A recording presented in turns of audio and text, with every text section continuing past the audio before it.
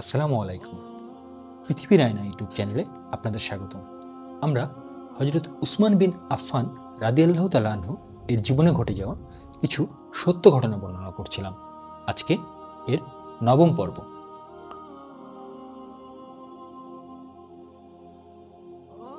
উসমান রাদিয়াল্লাহু তাআলা আনহু এর চেহারায় দুঃখ ও হতাশা ফুটে উঠেছে।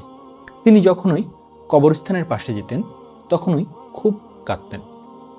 কাঁদতে কাঁদতে তার দাড়ি ভিজে যেত, চোখের পানি তার চেহারা ধুয়ে দিত। তখন তাকে বলা হলো, আপনি জান্নাত জাহান্নামের স্মরণ করলেও কান্না করেন না, কিন্তু কবরের কথা স্মরণ করলেই কান্না করেন। তিনি অশ্রুসিক্ত নয়নে বললেন, আমি রাসূল সাল্লাল্লাহু আলাইহি ওয়াসাল্লামকে বলতে শুনেছি, কবর হচ্ছে আখিরাতের প্রথম ধাপ। যে ব্যক্তি কবরে নাজাত পাবে তার জন্যে পরের ধাপগুলো আরো সহজ হয়ে যাবে। যদি সে কবরে নাজাত না পায় তার জন্য পরেরগুলো আরো কঠিন হয়ে যাবে।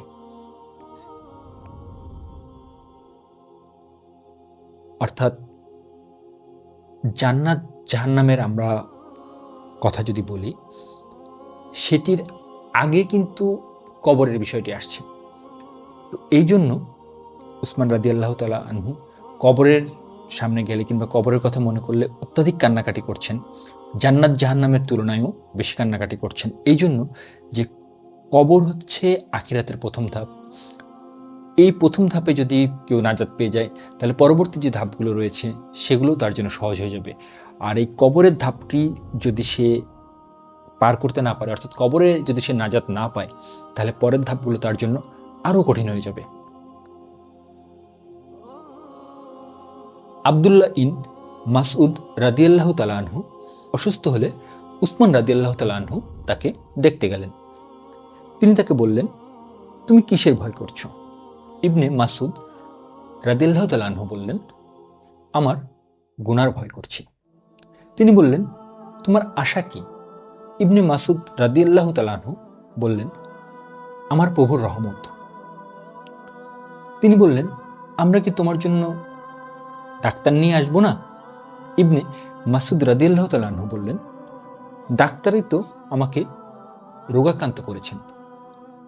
তিনি বললেন, আমরা কি তোমাকে কোনো অনুদান দিব না? ইবনে মাসউদ রাদিয়াল্লাহু তাআলা আনহু বললেন, আমার তা প্রয়োজন নেই। অর্থাৎ এখানে আমরা যেটা দেখতে পাচ্ছি যে ইবনে মাসউদ রাদিয়াল্লাহু তাআলা আনহু কিন্তু যখন অসুস্থ হয়ে পড়েছেন সেই অবস্থায় তিনি ডাক্তারের চাইতেও তিনি তার প্রভু অর্থাৎ আল্লাহর রহমত আশা করছেন। আসলে সাহাবী যারা ছিলেন তাদের ঈমান, তাদের আমল কিংবা তাদের বিশ্বাস যে স্তরে গিয়ে পৌঁছেছিল তাদের সাথে কিন্তু আমরা যারা সাধারণ মানুষ আমাদের কিন্তু তুলনা চলে না। কিংবা তারা যে ধারার কথাবার্তাগুলো বলতেন সেই কথাবার্তাগুলো বুঝতেও কিন্তু আমরা অনেক সময় পারি না। যেরকম যেরকম এখানে ইবনে মাসউদ রাদিয়াল্লাহু তাআলা আনহু বলছেন যে ডাক্তারই তো আমাকে রোগাক্রান্ত করেছেন। মানে এটা এমন হতে পারে যে এই ঘটনার পিছনে অন্য কোনো ঘটনা থাকতে পারে, যে প্রেক্ষিতে হয়তো উনি এই কথাটা বলছেন যে ডাক্তারই তো তাকে রোগাক্রান্ত করেছেন, কিংবা এটা কোনো জ্ঞানগর্ভ কথাও হতে পারে। সেটা আমরা এখানে এই লাইন দেখে এতটা সহজে বুঝতে পারছি না আর কি। কিন্তু যেটা এখান থেকে স্পষ্ট টের পাচ্ছি সেটা হলো যে ডাক্তার নিয়ে আসার চাইতেও ডাক্তারের চাইতেও উনি ওনার প্রভুর রহমত বেশি আশা করছেন। অর্থাৎ যখন উনি অসুস্থ হয়ে গিয়েছেন তখন তিনি তার প্রভুর রহমত আশা করছেন। অর্থাৎ আমরা যদি এরকম অসুস্থ হয়ে যাই সেক্ষেত্রে কিন্তু আমরা আমাদের প্রভু অর্থাৎ আমাদের আল্লাহর রহমত আশা করতে পারি। 29 হিজরিতে আমিরুল মুমিনিন উসমান রাদিয়াল্লাহু তাআলা আনহু হজ করতে মক্কায় গমন করেন। তিনি যখন মিনায় অবস্থান করছিলেন তখন নামাজ কসম না করে পূর্ণ 4 রাকাত আদায় করলেন। এ খবরটি আব্দুর রহমান বিন আউফ রাদিয়াল্লাহু তাআলা আনহু এর কানে গিয়ে পৌঁছে। তখন আব্দুর রহমান বিন আউফ রাদিয়াল্লাহু তাআলা আনহু তার সাথীদেরকে নিয়ে নামাজ কসর করে 4 রাকাতের পরিবর্তে 2 রাকাত আদায় করলেন। তারপর তিনি উসমান রাদিয়াল্লাহু তাআলা আনহু এর কাছে গেলেন। তিনি তাকে বললেন, আপনি কি রাসূল সাল্লাল্লাহু আলাইহি ওয়াসাল্লামের সাথে এই স্থানে নামাজ 2 রাকাত করে পড়েননি? উসমান রাদিয়াল্লাহু তাআলা আনহু বললেন, হ্যাঁ, পড়েছি। তিনি বললেন, আবু বকরের সাথে কি 2 রাকাত করে পড়েননি? উসমান রাদিয়াল্লাহু তাআলা আনহু বললেন, হ্যাঁ, পড়েছি। তিনি বললেন, আপনি কি ওমরের সাথে 2 রাকাত করে পড়েননি? উসমান রাদিয়াল্লাহু তাআলা আনহু বললেন, হ্যাঁ, পড়েছি। তিনি বললেন, আপনি কি আপনার খিলাফতের শুরুতে এখানে 2 রাকাত করে পড়েননি? উসমান রাদিয়াল্লাহু তাআলা আনহু বললেন, হ্যাঁ, পড়েছি। তারপর উসমান রাদিয়াল্লাহু তাআলা আনহু বললেন, আবু মুহাম্মদ আব্দুর রহমান বিন আউফ, তাহলে আমার কথা শোনো। মানে আব্দুর রহমান বিন আউফের অন্য নাম হলো আবু মুহাম্মদ, সেই নামে উসমান রাদিয়াল্লাহু তাআলা আনহু তাকে সম্বোধন করছেন এবং বলছেন, তাহলে আমার কথা শোনো। আমি খবর পেয়েছি ইয়ামান ও জুফার কিছু মানুষ গত বছর বলেছে নামাজ স্থায়ী বাসিন্দাদের জন্যও 2 রাকাত। কেননা উসমান, যিনি তোমাদের ইমাম, তিনি মক্কায় স্থায়ী হিসেবে অবস্থান নেয়ার পরেও 2 রাকাত পড়েছেন। আর এ কারণেই মানুষের ভুল ভাঙানোর জন্য আমি কসর না করে পূর্ণ 4 রাকাত আদায় করেছি। যখন আব্দুর রহমান বিন আউফ রাদিয়াল্লাহু তাআলা আনহু দেখলেন মানুষকে ফিতনা থেকে বাঁচানোর জন্য উসমান রাদিয়াল্লাহু তাআলা আনহু ঠিক কাজ করেছেন, তখন তিনিও মানুষকে নিয়ে নামাজ কসর না করে পূর্ণ 4 রাকাত আদায় করেছেন। মানে আমরা এটা বুঝতে পারছি যে উসমান রাদিয়াল্লাহু তাআলা আনহু কিংবা সাহাবীরা ওনারা যে কাজই করতেন সে কাজের পিছনেই কিন্তু একটা ব্যাখ্যা থাকতো। প্লাস আর একটা বিষয় এখানে আমরা দেখতে পাই, সেটা হচ্ছে যে আব্দুর রহমান বিন আউফ রাদিয়াল্লাহু তাআলা আনহু যখন জানতে পারলেন যে উসমান রাদিয়াল্লাহু তাআলা আনহু 2 রাকাত মানে কসর না পড়ে পূর্ণ 4 রাকাত নামাজ আদায় করেছেন, তিনি কিন্তু এটা শুনেছেন। শোনার পরে এটা কতটুকু সত্যি কিংবা কতটুকু এটার গ্রহণযোগ্যতা আছে, এমনটা তিনি কেন করেছেন, এটার জন্য কিন্তু তিনি সরাসরি উসমান রাদিয়াল্লাহু তাআলা আনহু এর কাছে গিয়েছেন এবং তিনি তাকে বলেছেন যে আপনি তো নবীজির সময় কিংবা আবু বকর রাদিয়াল্লাহু তাআলা আনহু, ওমর রাদিয়াল্লাহু তাআলা আনহু কিংবা আপনার খিলাফতের প্রথম দিকেও আপনি 2 রাকাত করে পড়েছেন, তাহলে এখন কেন আপনি 4 রাকাত পড়ছেন? এটা হলো তার, তিনি জানতে চেয়েছেন যে কেন এমনটা করছেন। তিনি কিন্তু তার সাথে কোনো বাকবিতণ্ডা কিন্তু তর্কে যায়নি। এটা দেখুন যে দুজন জ্ঞানী মানুষ যখন কথাবার্তা বলে তাদের কথাবার্তার ধরনটা কতটা সুন্দর হয়, যে ওনারা কিন্তু কোনো তর্কে বিতর্কে যাননি, যে উনি আসলে জানতে চেয়েছেন যে আপনি তো আগে 2 রাকাত করে নামাজ পড়েছেন, কিন্তু এখন কেন আপনি 4 রাকাত পড়লেন? তখন হযরত উসমান বিন আফফান রাদিয়াল্লাহু তাআলা আনহু উনি কিন্তু এটার ব্যাখ্যা দিয়েছেন যে হ্যাঁ, যে আগে আমি ঠিকই 2 রাকাত পড়তাম, কিন্তু আমার দেখা দেখি অনেকে আবার এখানে 2 রাকাত নামাজ পড়ছে। মানে তারা হচ্ছে যাদের জন্য এখানে আসলে 4 রাকাত নামাজ পড়া দরকার, তারাও আমার দেখা দেখি এখানে কসর করছে, 2 রাকাত নামাজ পড়ছে। এই জন্য তাদের ভুল ভাঙানোর জন্য, তারা যেন এমনটা না করে, সেই জন্য আমি এখানে 4 রাকাত পড়েছি। কত সুন্দর উত্তর তিনি তাকে দিয়েছেন।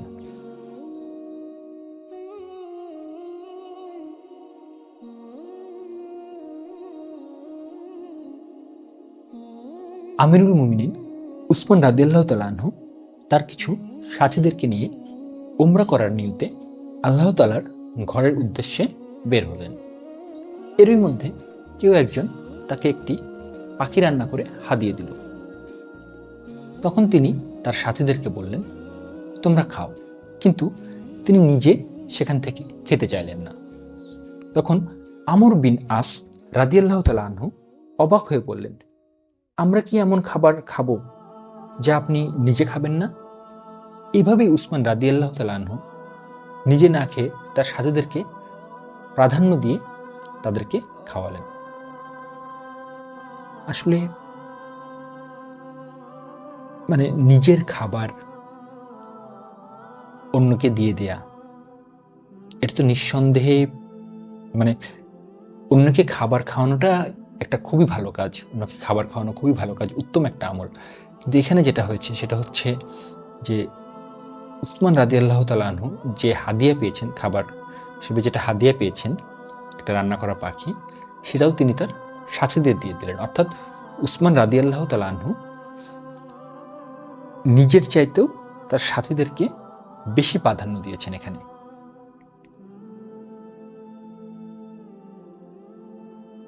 আবু বকর রাদিয়াল্লাহু তাআলা আনহু মৃত্যুশয্যায় শায়িত হয়ে আছেন।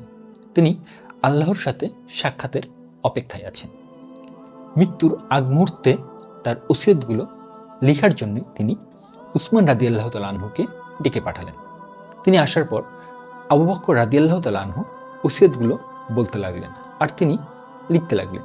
কিন্তু তার পরবর্তী খলিফার নাম বলার আগেই তিনি বেহুশ হয়ে জ্ঞান হারিয়ে ফেললেন।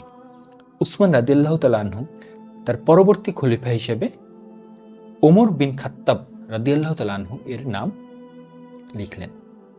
তার জ্ঞান ফিরে আসলে তিনি বললেন, তুমি কি লিখেছ?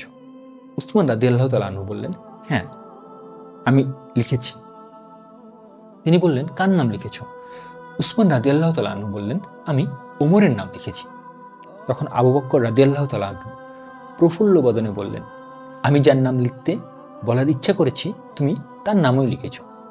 যদি তুমি তোমার নিজের নামও লিখতে তবে তুমিও সেটির যোগ্য, অর্থাৎ তাহলেও কোনো সমস্যা হতো না, কেননা তুমিও খিলাফতের যোগ্য।